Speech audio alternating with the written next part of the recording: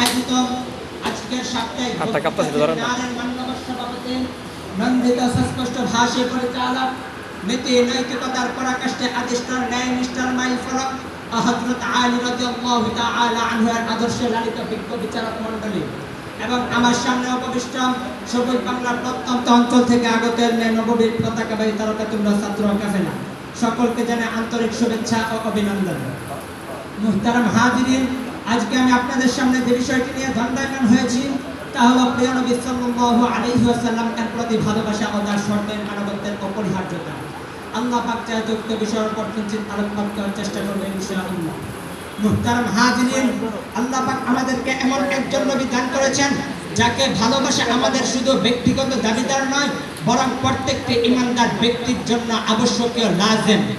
আর এই শান অনুযায়ী আল্লাহ পাক বলেন ওয়ামিনান নাসি মান ইয়াকুলু আমান্না বিল্লাহি ওয়া বিল ইয়াউমিল আখির, অর্থাৎ যে ব্যক্তি আল্লাহর প্রতি ঈমান আনলো, কিয়ামতকে মানলো, জান্নাত মানলো, জাহান্নাম মানলো, ফুলসিরাত মানলো, কিন্তু নবী আপনাকে মানলো না, ফতোয়া নবী আপনাকে দিতে হবে না, আমি আল্লাহ ফতোয়া দিচ্ছি ওয়ামা হুম বিমুমিনিন, এদের একটারও ঈমান নাই, এরা বেঈমান, এরা কাফের, এরা মুশরিক।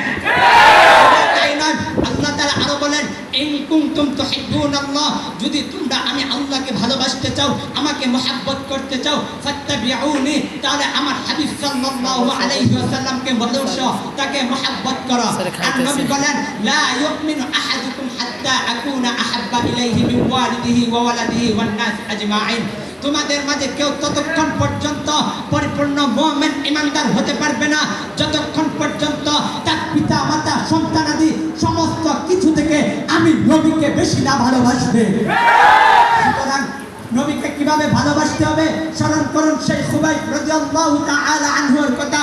যখন তাকে নবীকে ভালোবাসার কারণে চুলিতে চড়ানোর প্রস্তুতি নেওয়া হচ্ছিল, তখন তাকে জিজ্ঞাসা করা হয়েছিল, হে খুবাইব, তুমি কি চাও তোমার স্থানে মুহাম্মদকে নিয়ে আসেন? খুবাইব একথা ভালোভাবে জানতেন, ওমরের মতো সাহাবী থাকতে, হামজার মতো সাহাবী থাকতে নবীকে মদিনা থেকে আনা তো দূরের কথা, কোন কাফের মুশরিকের নবীর সামনে যাওয়ার ক্ষমতা ছিল না। তবুও খুবাইব বলেছিল আমার জীবন চলে যায়, চলে যাক, তবুও নবীর গায়ে একটি ফুলের টুকা লাগবে, আমি খুবাইব তা পছন্দ করি না। কিভাবে ভালোবাসতে হবে? নবী বলেন মান আহাব্বা সুন্নতি ফাকাদ আহাব্বানি ওয়া মান আহাব্বানি কানা মাই ফিল জান্নাহ, যে আমার সুন্নতকে ভালোবাসলো সে আমাকে ভালোবাসলো, আর যে আমাকে ভালোবাসলো সে আমার সাথে জান্নাতে থাকবে। সুতরাং এর দ্বারা বোঝা যায় নবীকে ভালোবাসার মাপকাঠি হলো তার সুন্নতকে মানা। কিন্তু আফসোসের বিষয় হলো আজ আমার দেশের কিছু সৃজনশীল নবীর আশিকে রাসূলদেরকে দেখতে পাই যারা শুধু এটাই বোঝাতে চায় তারাই শুধু নবীকে ভালোবাসে, তারাই শুধু নবীকে মহব্বত করে। তখন আল্লাহর নবীর ইজ্জতের হেফাজতের জন্য সাহাবাওয়ালা মহব্বত নিয়ে, আল্লাহর নবীর ইজ্জতের হেফাজতের জন্য সাহাবাওয়ালা মহব্বত নিয়ে রাজপথে নামতে